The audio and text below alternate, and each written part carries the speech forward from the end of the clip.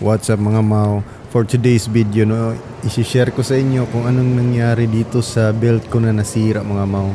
During pa talaga sa pag-ride ko papuntang Bukidnon, ano. So, at saka mag-update na rin ako sa easy ride ko for 11 months ano nang nangyari. So tara, samahan nyo ako. Let's go! What's up mga Mau? For today's video, no, isi-share ko sa inyo kung ano na yung balita sa easy ride 150 Fi natin, no. 11 months na ata. 11 months na yung easy ride ko. So, ano yung update? Nagpalit na pala ako ng bearing. Nagpalit na pala ako ng front bearing, no. Kasi wala na siyang grasa at saka may kalawang na may tunog na kasi.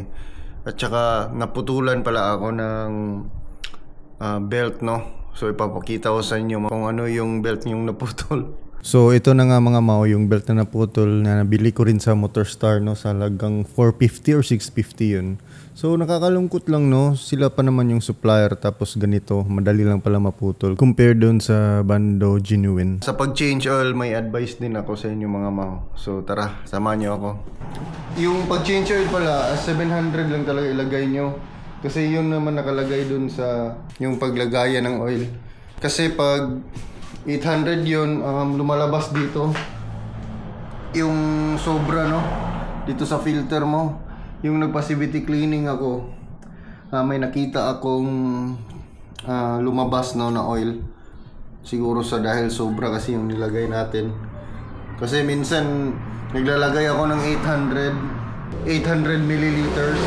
Kaya ayun.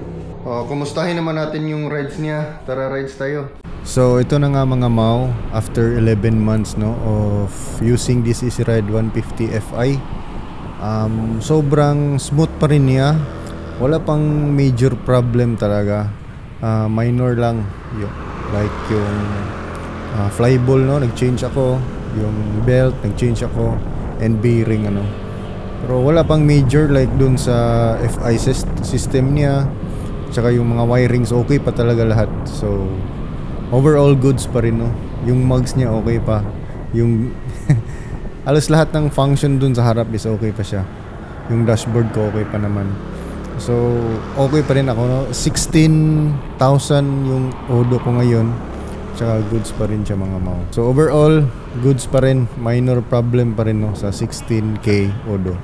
So tingnan natin yung iba. Let's go. Ito na yung easy ride natin. Okay pa din yung bearings ko. Konti lang yung scratch niya nyo. Ito lang, oh. Ayan. Tsaka minor dito. All goods pa naman. Parang bago pa rin. Okay pa lahat dyan. Aside dito, yung E nawala. At saka dito naman is yung E pa rin nawala. Parang E yung nawawala. Okay pa naman yung iba. So yun mga Mau, yun yung update ng easy ride ko sa 11 months, ano. Maraming salamat sa panunood dito sa channel ko, and don't forget to comment, like. Kung may mga tanong kayo, comment nyo lang below. So again, thank you so much and ride safe mga Mau.